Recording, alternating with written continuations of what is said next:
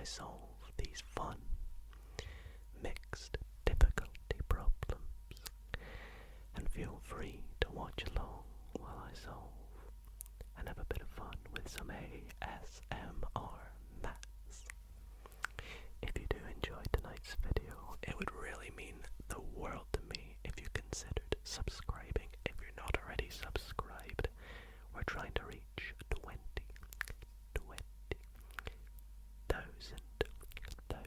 subscribers. So it'd mean a lot to me, and be sure to leave a like if you want to see more videos like this in the future. But without further ado, let's get into the problems. So here we have our first question of the video.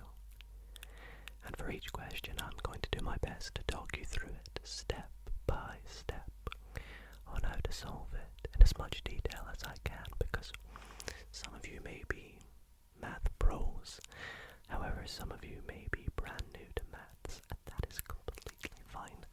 Regardless, I hope you can find tonight's video nice and educational and informative, as well as a bit relaxing. So don't be too intimidated by these questions. Speaking of which, the first one says, a curve has equation y is equal to x squared minus 4x plus 7. Find the equation of the tangent to this curve at the point where x is equal to 5. So let's work through this problem and tackle it from the core. So we have this curve, y is equal to x squared minus 4x plus 7, which is going to look something like this. I don't really know because I've not got a graphing calculator.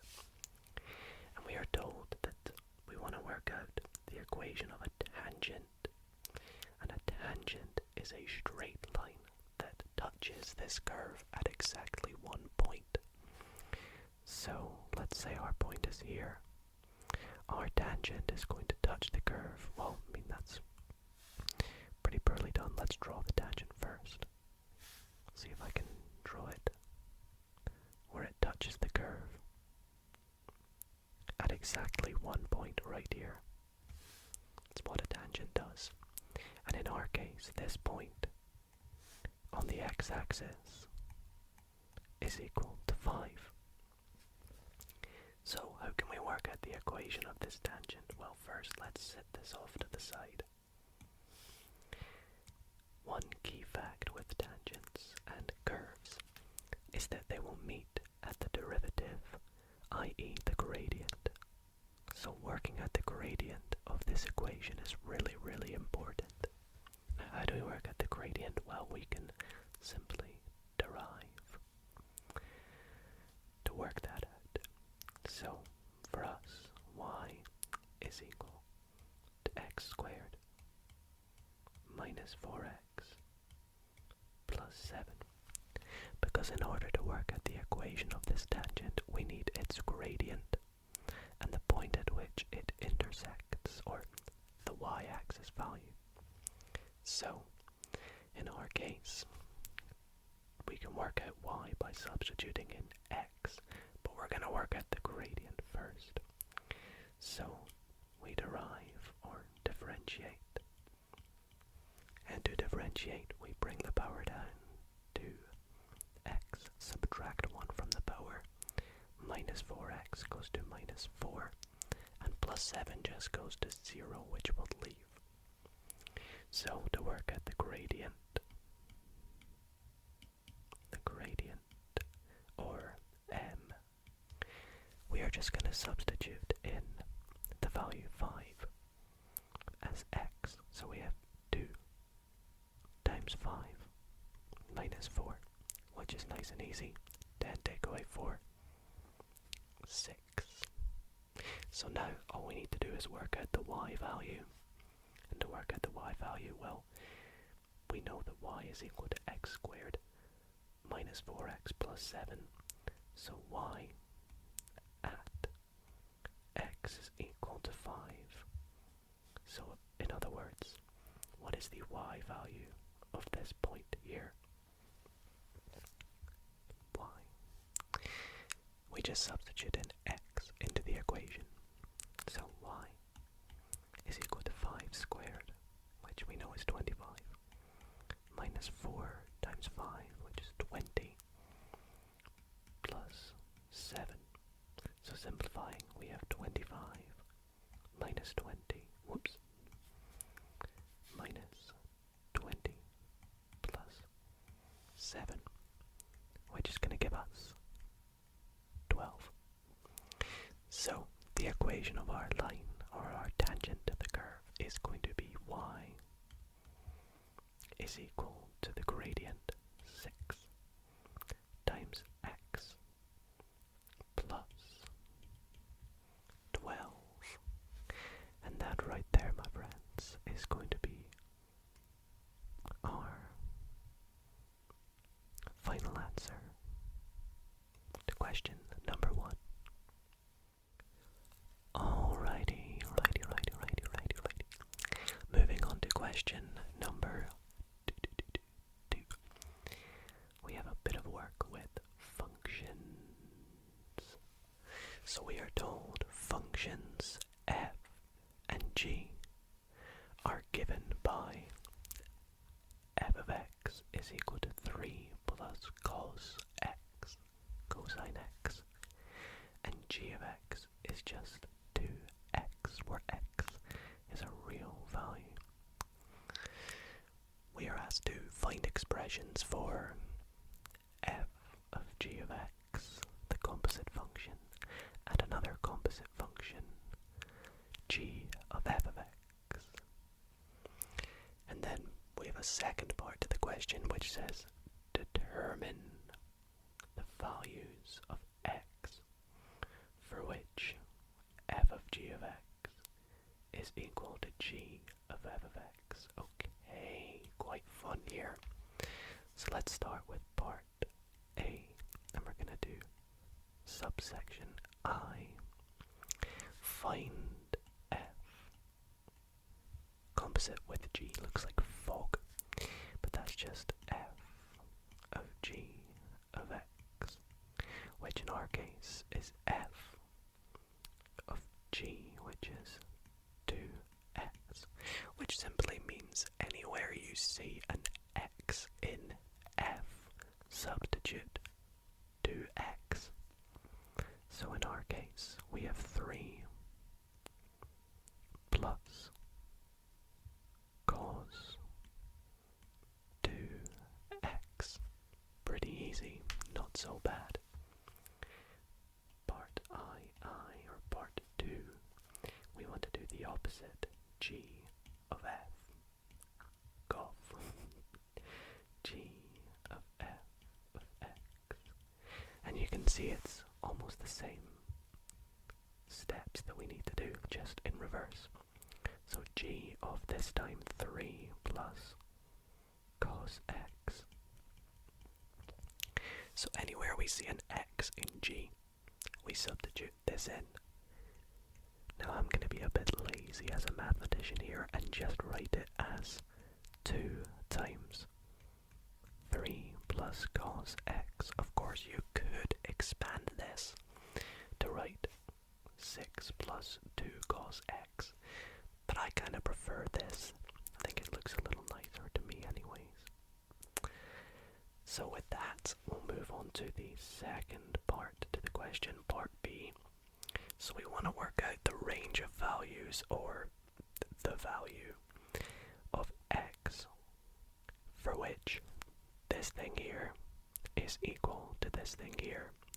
So first, let's put a nice little red box around each of these so we know what we're working with. There we go, there's 1.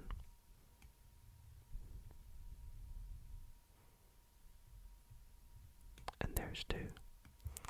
So these two values are equal to each other. So the first one, we have 3 plus cos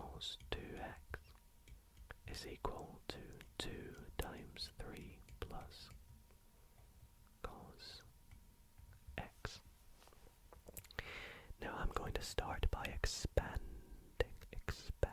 the right hand side, which means I kind of makes what I did before a bit redundant. So 3 plus cos 2x, I think I can see where we're going with this question, is equal to 6 plus 2 cos x.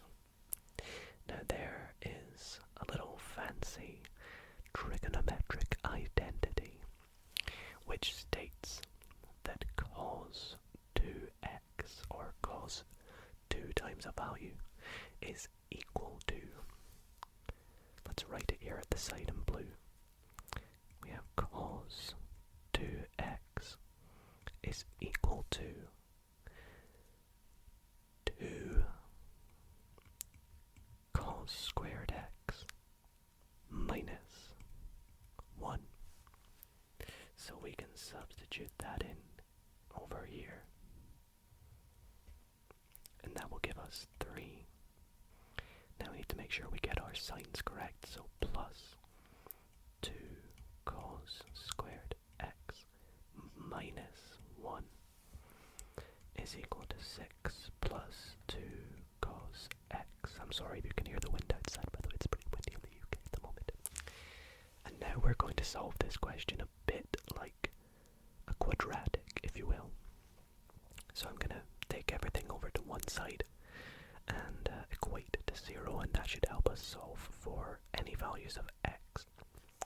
So we're going to have, if we write it in descending order of powers, we have 2 cos squared x. We're going to have minus 2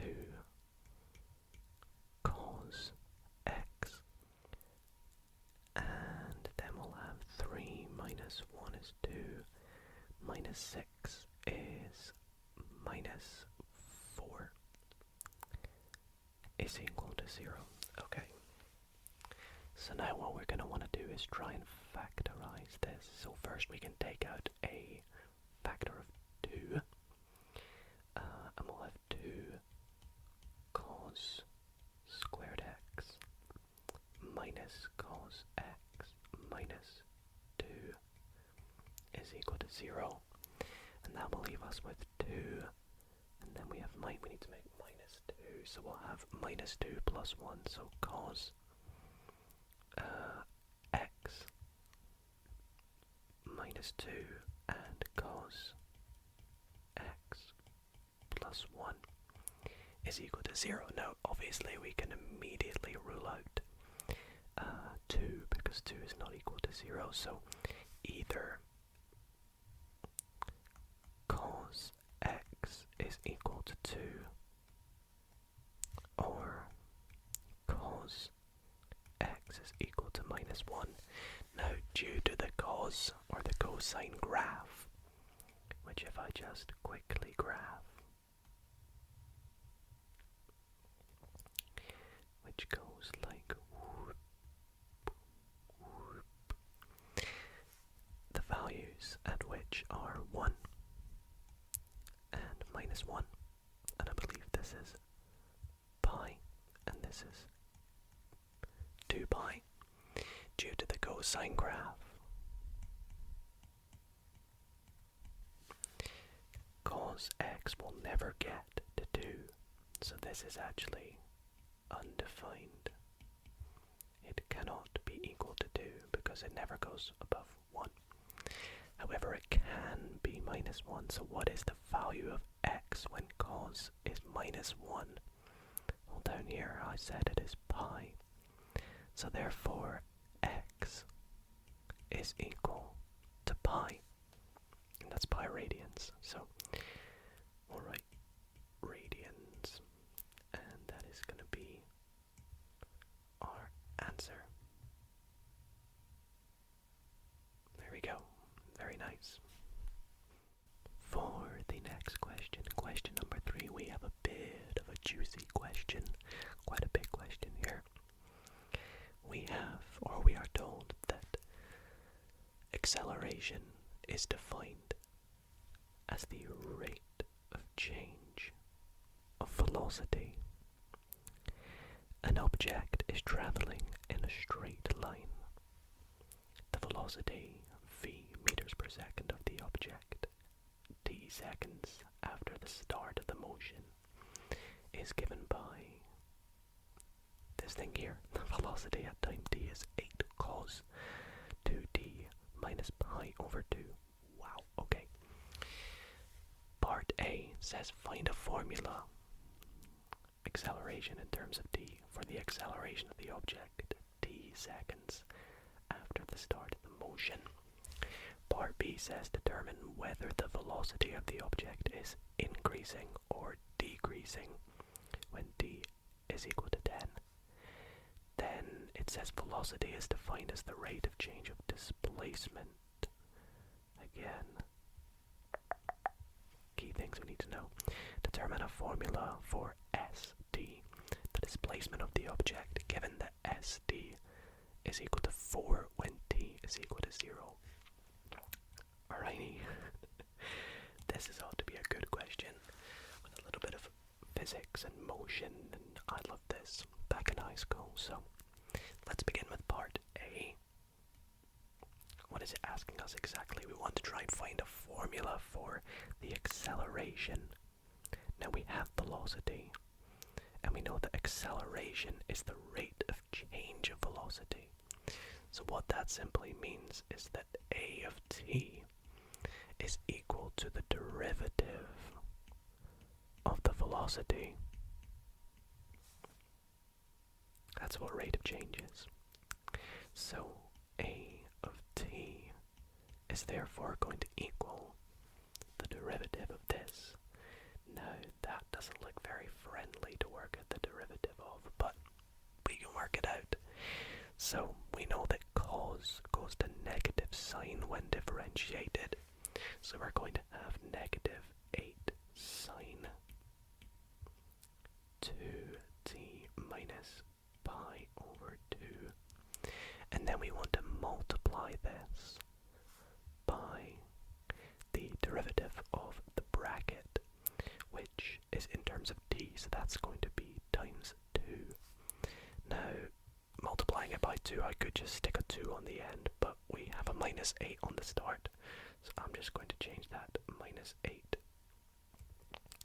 to a minus 16. There we go, we have a formula for the acceleration of the object t seconds after the start of the motion. Part B. Determine whether velocity of the object is increasing or decreasing when t is equal to 10. That's not so bad. We just want to work out whether, when we take this value, so we have v of t, so the velocity, this is just our equation that we have, is equal to 2t minus pi over 2. We want to find out at t is equal to 10. Is it increasing or decreasing, i.e. is it negative or is it positive? So if we substitute in v is equal to 10, anywhere we see a t, we just want to put in the value 10. So we have 8 cos 2 times 10 is 20 minus pi over 2. Now pi over 2 is 180 divided by 2, which is 90. So this is going to give us 8 cos 20 minus 90, which is minus 70. And I think I'm just going to use a calculator here, but I think I can see this is going to be negative. So I'm going to put in 8 cos negative 70. Oh, actually it gives us a positive value, which I did not expect. So we have 2.74, and that's in meters per second to 2 decimal places. So this is positive.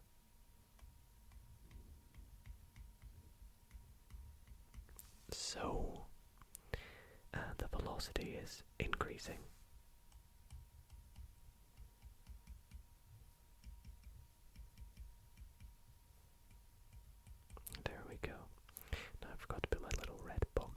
these questions or these answers. So let's put a little red box around there.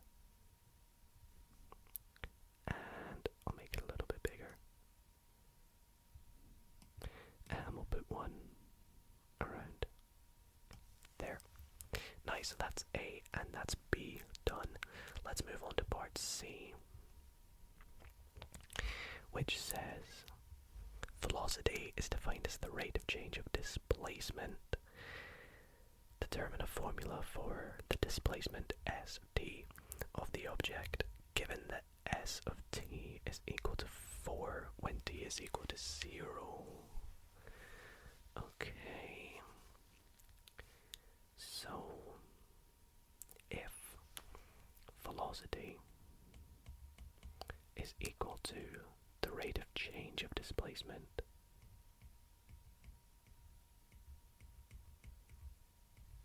what that means is that s of t, the displacement, is equal to the integral of the velocity. So what we can do here is if we integrate the velocity, we will find a formula for the displacement. So we have our velocity here. I'm going to copy and paste this and place it down here. And we're wanting to work out the integral. So s of t is the integral of 8 cos 2t minus pi over 2.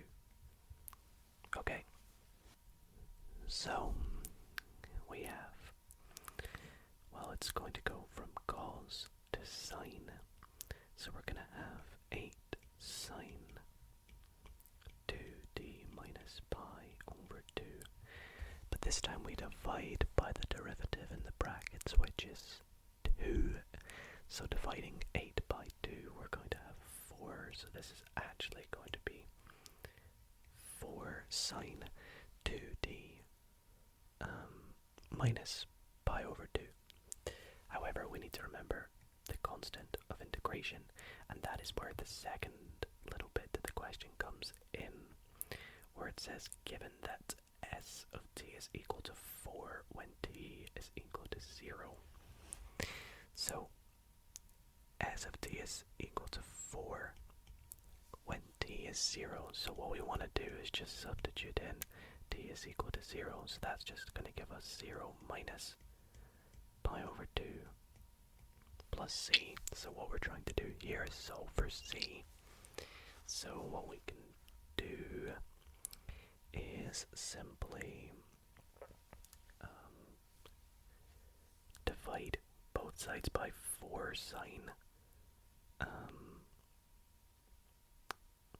Or no, we want to subtract 4 sine minus pi over 2. And that will give us c. Again, I'm just going to do this with a calculator. Whoops. We're going to have 4 minus 4 sine, and that's, well, minus pi over 2 is just going to give us minus 90, which is going to give us 8. Therefore, our formula for the displacement s of t is going to be, well, we said it's 4 sine 2t minus pi over 2 plus 8. And that right there is going to be our final answer. Question number 4. Use Gaussian elimination to solve the following system of equations. So we have, excuse my little hair on the screen, x plus y plus 3z equals 2. 2x plus y plus z is equal to 2. And 3x plus 2y plus 5z is equal to 5. Now, assuming there is a solution, we can use an augmented matrix. We can use matrix matrices to help us work this out. So taking our system of equations, we can make an augmented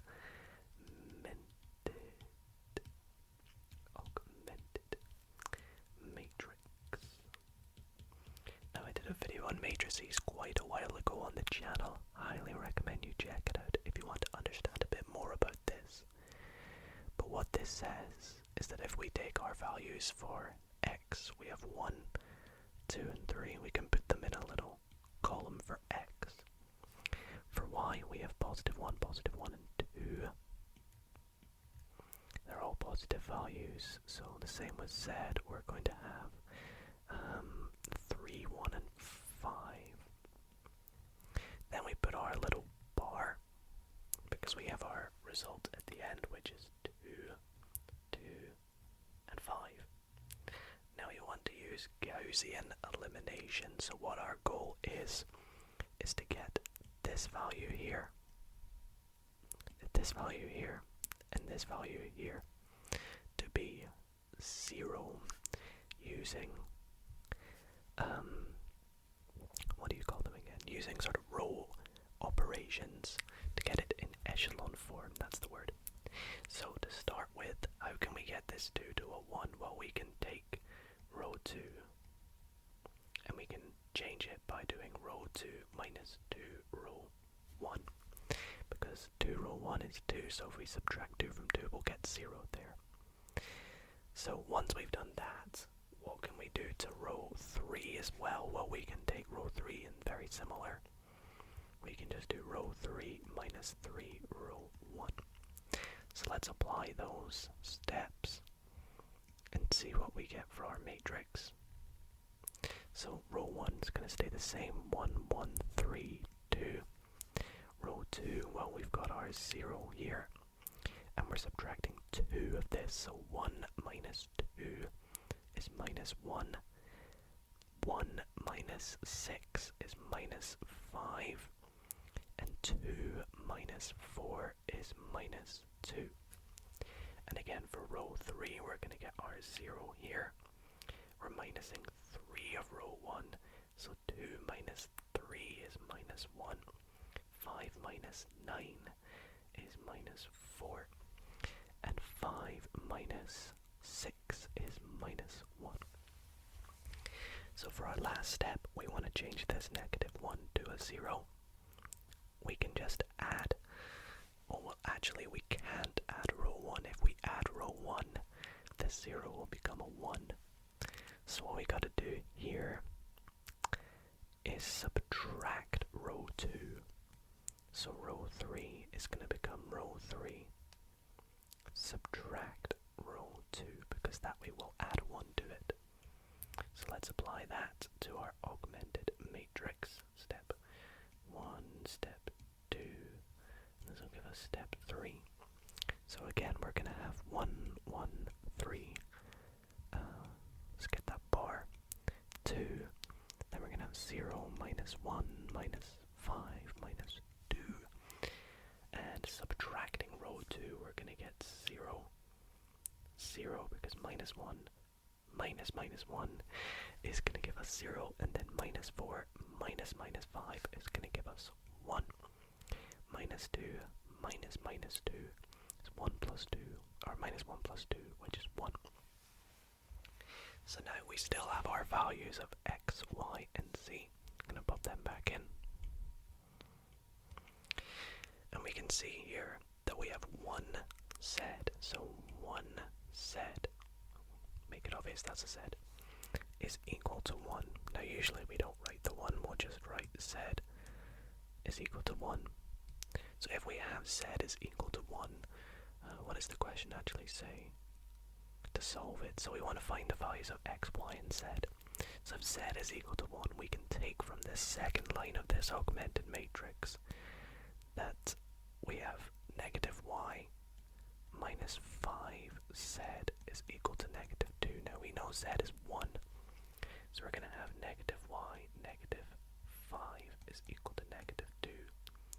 Or in other words, y is going to be equal to minus 3. And finally, let's move this over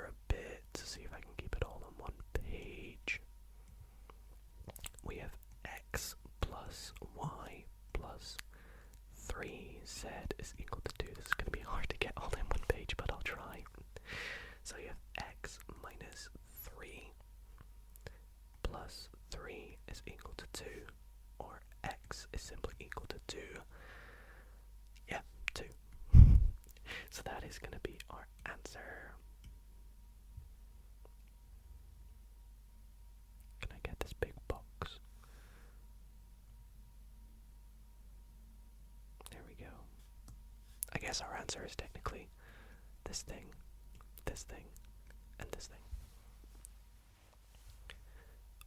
Ooh, I'm liking the look of this next question. Let's see what we have in store. Electricity. Let me make this a little bit bigger actually for you all. Electricity on a spacecraft can be produced by a type of nuclear generator. The electrical power produced by this generator can be modeled by P at time t is equal to 120 e to the power of negative, what's that, 0.0079 t, where P sub t is the electrical power produced in watts after t years. Okay. Part A says determine the electrical power initially produced by the generator. And part B says calculate how long it takes for the electrical power produced by the generator to reduce by 15%. Okay, let's highlight that little 15%. So, let's change to a black pen. So, initially, we want to work out the initial power produced. Well, the initial power when the electricity is first produced is going to be at time t is equal to 0. So we want to work out what is P, or t is equal to 0. Well, what we do is we substitute in 0 as our value of t in the equation. So we have minus, well, we can see when we multiply anything by 0, it's just going to be 0. And e to the power of 0, well, anything to the power of 0 is 1. So this is just going to be 120 watts, which is just a W.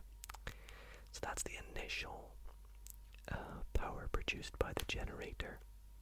But we want to work out how long it takes for the electrical power produced by the generator to reduce by 15% for part B. So the reduction of 15% means that the power is now going to be,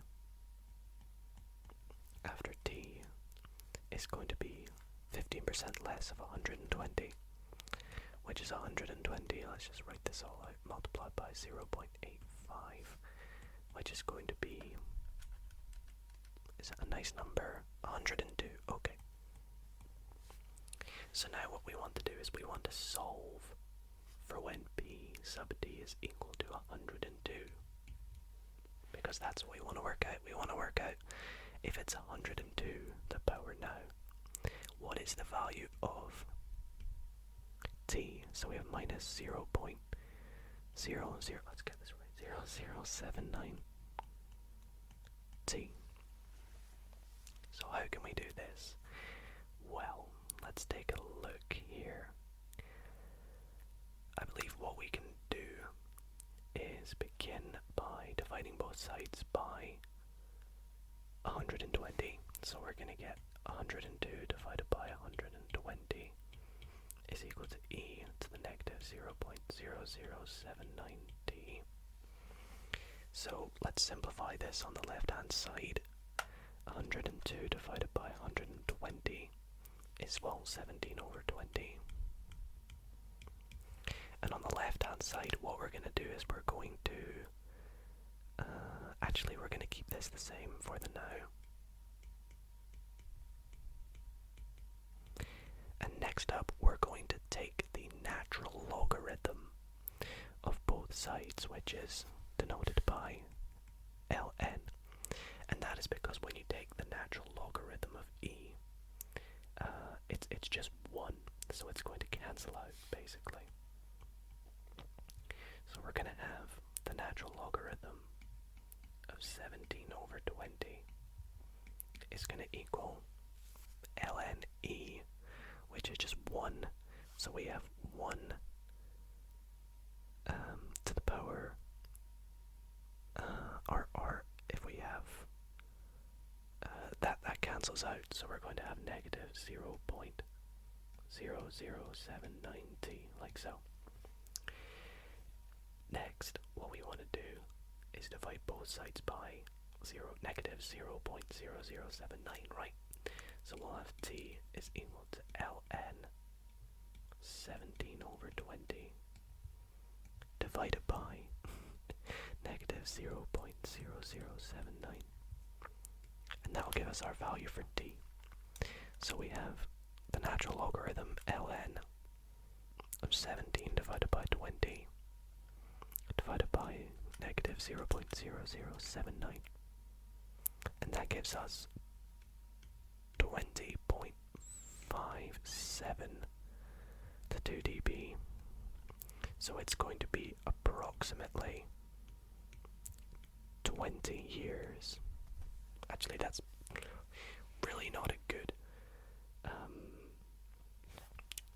approximation. It's probably better to say 20 and a half years. That's probably a little bit of a better approximation. And that is going to be our answer. The next question says, the triangle shown below has a perimeter of 38 centimeters. Is the triangle right angled? Now I'm going to sort of throw in a little extra bit, and that is why. Justify your answer. It's probably best that they want to know why.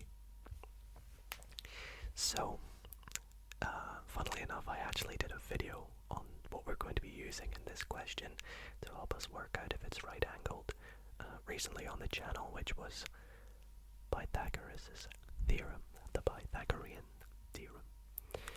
Now, the Pythagorean Theorem states that the hypotenuse squared, so c squared in our case, this is c, this is a, and this is b, is equal to a squared plus b squared if the triangle is right angled, or in other words, a right angled triangle, or a triangle is right angled if the hypotenuse squared is equal to the sum of the two other sides squared. So, using this, because we know the perimeter is 38 centimeters, we know that this side here is going to be 38 subtract 16 subtract 14, which is going to give us 8. So let's work out if this is right angled. So to do that, we want to work out, is 16 squared equal to 8 squared plus 14 squared?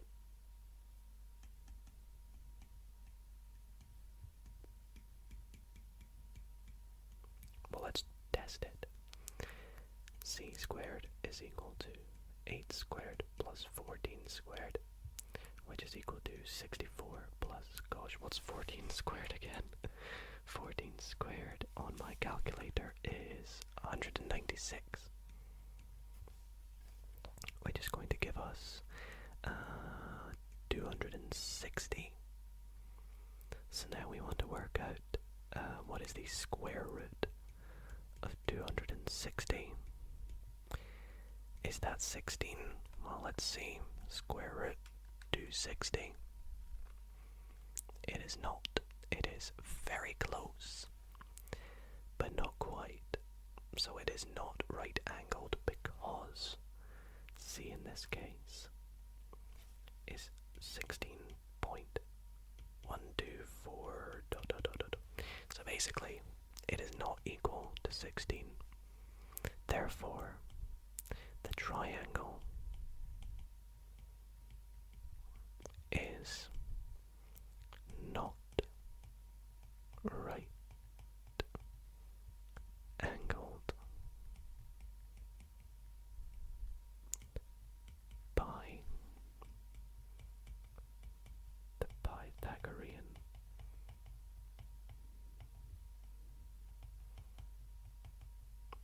theorem. you could say the converse of the Pythagorean theorem, but I'll leave it with that as our final answer. Oh, go on. It's not letting me do a nice box, but that will do. Alrighty. Next up.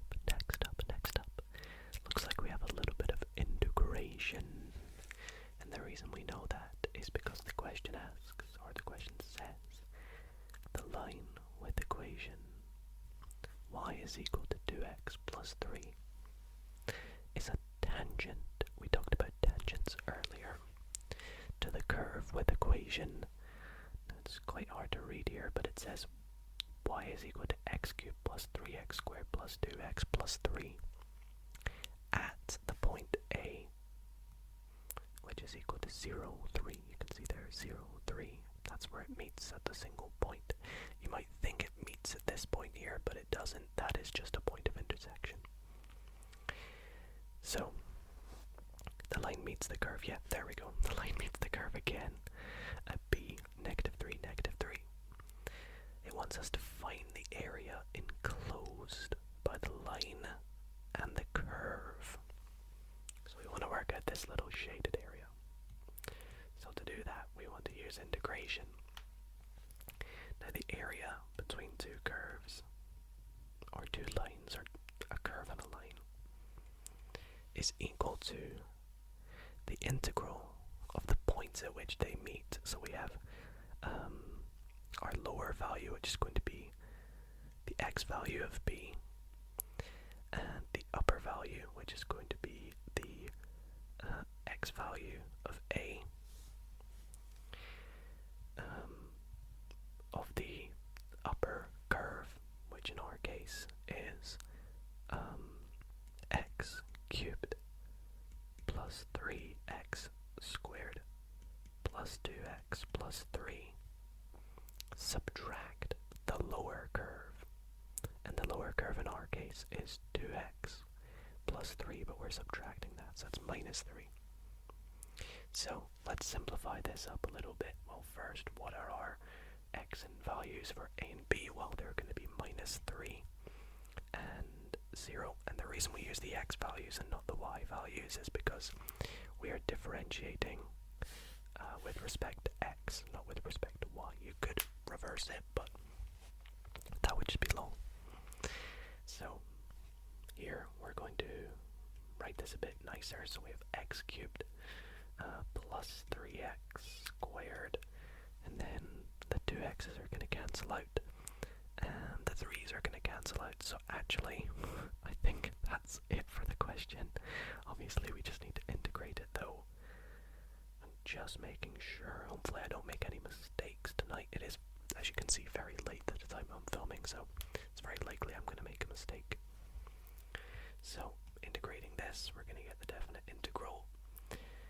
Increase the power by 1, x4 divided by 4. Increase the power by 1, x cubed divided by 3 is, well, 3 divided by 3 is 1, so x cubed.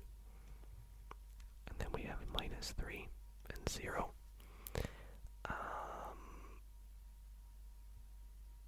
Yeah, this is right. I was worried that we were going to get a negative value of the area, but that's, I realized it's because of positive power there. Even power for the x there. So, substituting in 0, we are going to have, well, 0 divided by 4 is 0 plus 0, it's just 0. And we're going to subtract. When we put in negative 3, we're going to have negative 3 to the power of 4 divided by 4 plus negative 3. Should probably put that in brackets. So plus negative 3 to the power of 3. And I'm just going to put this straight into a calculator to be fair. So 0 minus, and we have negative 3 to the power of 4 divided by 4 plus negative 3. Where's the outer bit of that bracket? There we go. To the power of 3. gives us 27 over 4, or 6.75. Alright, 27 over 4. And we don't know the units, so we'll just put units squared, which is, what did we say, 6.75. And that's that question complete. So we have a few more questions to go here. This next one looks not so bad. We have a diagram of a sphere on top of a cone, and we are told that the sphere has diameter of 1.4 centimeters. The cone has radius 0.8 centimeters. The overall length of the stopper, so is it some sort of door stopper, I guess, is 6.8 centimeters, as you can see there. Calculate the volume of the composite shape. I'm gonna assume that means the total volume. Right. So we want to work out the volume of this thing here. So the volume of the shape, we'll put stopper, is going to be equal to the volume of the sphere plus the volume of the cone. Now, for ease of writing this, I'm just going to write sphere as S and the cone as C. But that's just to clarify that. So let's work out the volume of each. I'm going to start with the volume of the cone, the sphere, sorry, because it looks easier to work out. So the volume of the sphere, well, the volume of a sphere is 4 over 3 pi r cubed.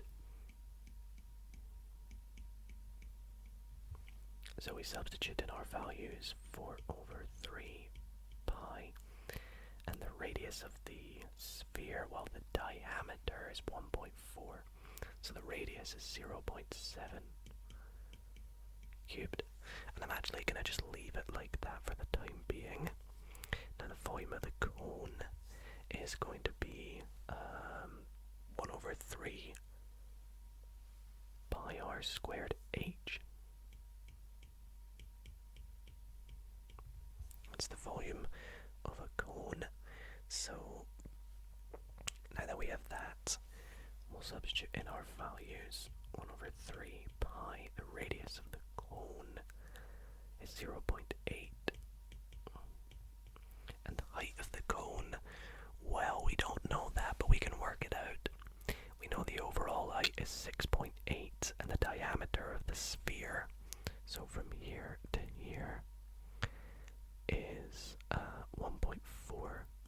So therefore, the height of the cone is 6.8. Subtract 1.4, which is 5.4. So therefore, the volume of the stopper, which was equal to that plus that, is simply 4 over 3 pi 0.7 cubed plus 1 over 3 pi 0.8 squared times 5.4. Now you could do that without a calculator, but again, I'm lazy and that seems like quite a lot to work out. So I'm just gonna input it here, hopefully not making any mistakes. 0.7 cubed plus 1 over 3 pi 0.8. Don't think I've made a mistake yet. 5.4. That gives us a volume. I hope this is right and I've not made a mistake. If I have, I'm very sorry. Of 5 point, let's say 0.6, and it's in centimeters cubed, and I'm going to specify it's to 2 decimal places, and that is going to be our volume of what they refer to as, oh, that's a terrible box, of the composite shape. Oh, come on.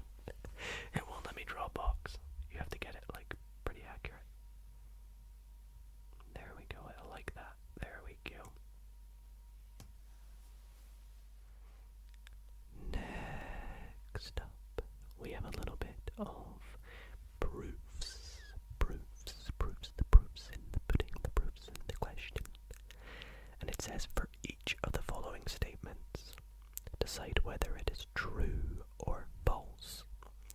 If true, give a proof. If false, give a counterexample. So the first statement, I'm not going to do any highlighting here because it's just statements.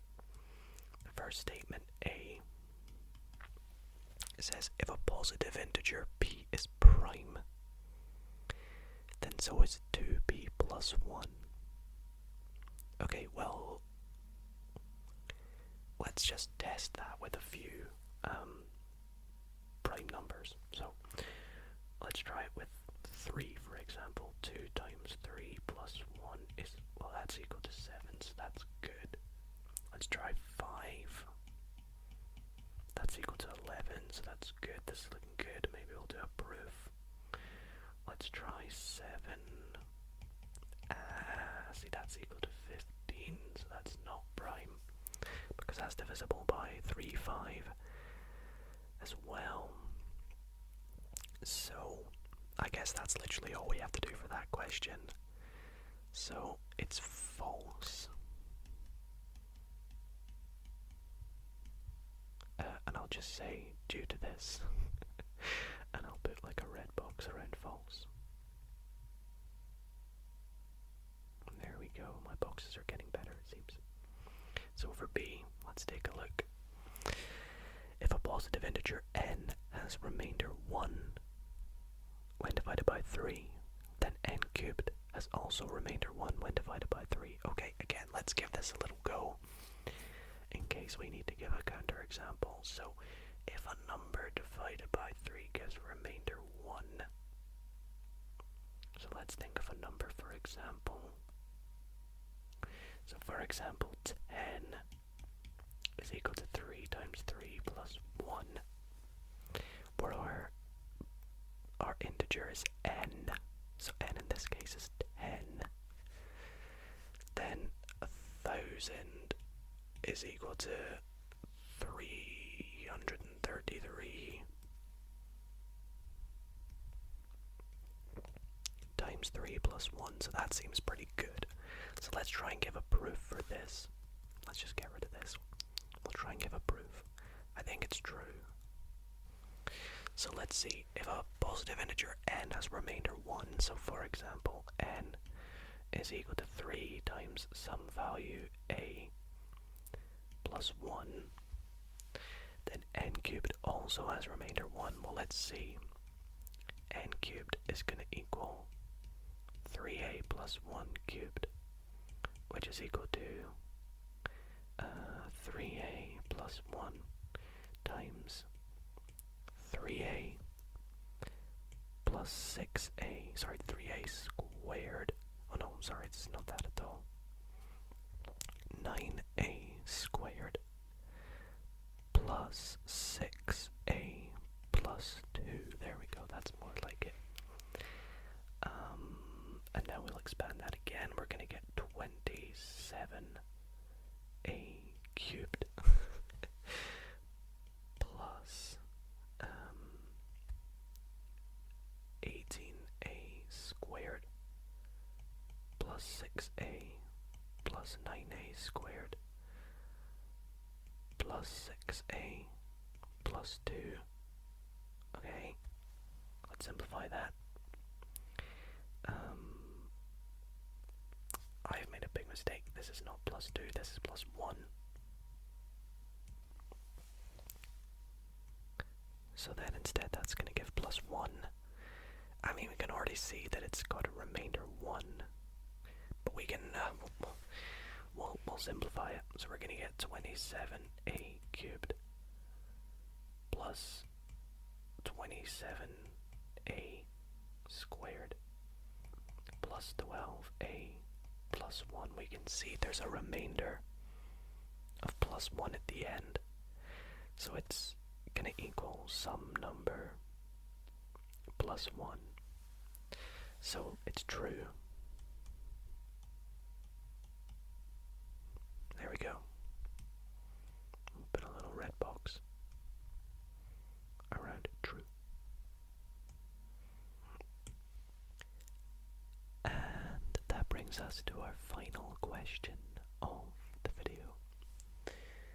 which says, Hope buys 3 softback books and 2 hardback books. Hardback books. The total price is £45.